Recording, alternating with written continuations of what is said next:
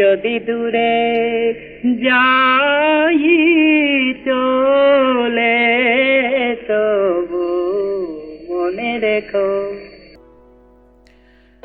বাংলা সাহিত্যের উজ্জ্বলতম নক্ষত্র বিশ্বকবি রবীন্দ্রনাথ ঠাকুরের ১৬৪তম জন্মবার্ষিকী আজ। এই দিনে আবির্ভাব ঘটেছিল এক যুগপ্রতিম স্রষ্টার। তার হাত ধরেই বাংলা সাহিত্য ও সংস্কৃতি পেয়েছিল এক নবজন্ম, এক বিশ্বমঞ্চে নিজস্ব স্বর। রবীন্দ্রনাথ কেবল একজন কবি নন, তিনি এক সমগ্র সত্তা, যিনি গান, কবিতা, গল্প, নাটক, চিত্রকলায় গেঁথে গেছেন বাঙালির আত্মার রন্ধে রন্ধে। তার সৃষ্টি শুধু পাঠ নয়, এক ধ্যান, এক প্রেম, এক মানবতাবোধ। আজ তার ১৬৪তম জন্মবার্ষিকীতেও বাংলার আকাশ জুড়ে শোনা যায় তারই গান। ওই মহামানব আসে, দিকে দিকে রোমাঞ্চ লাগে। ওই মহামানব আসে, ওই মহামানব আসে। জন্মবার্ষিকী উপলক্ষে বাংলাদেশে আয়োজন করা হয়েছে নানা সাংস্কৃতিক অনুষ্ঠানের। রবীন্দ্রসঙ্গীত, কবিতা পাঠ, আলোচনা সভা ও তার দর্শনের উপর ভাবনা বিনিময়ে মুখরিত হয়ে উঠেছে সংস্কৃতির আঙিনা। বিশ্বকবির জীবন ছিল এক নিরন্তর সাধনা, যেখানে শব্দে, সুরে ও রঙে ফুটে উঠেছিল সত্য, সুন্দর ও প্রেমের এক অভিজ্ঞান।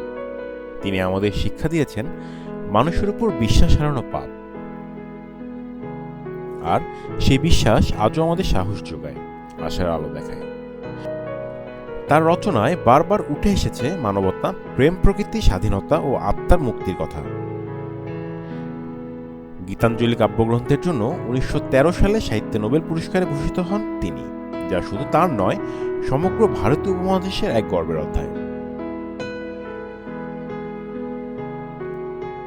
তিনি বলেছিলেন, সবচেয়ে বড় কথা আমি বাঙালি, আর বাঙালিকেই দিয়েছিলেন তার সর্বস্ব।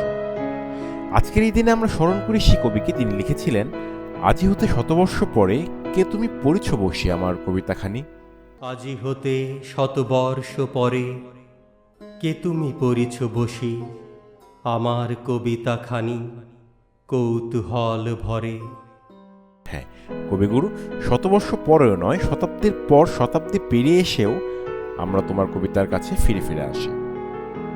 হ্যাঁ কবিগুরু, শতবর্ষ পরে নয়, শতাব্দীর পর শতাব্দী পেরিয়ে এসেও আমরা তোমার কবিতার কাছে ফিরে ফিরে আসি।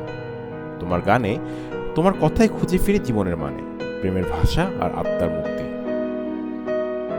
মাহবুব Rahman, desk news, arts TV.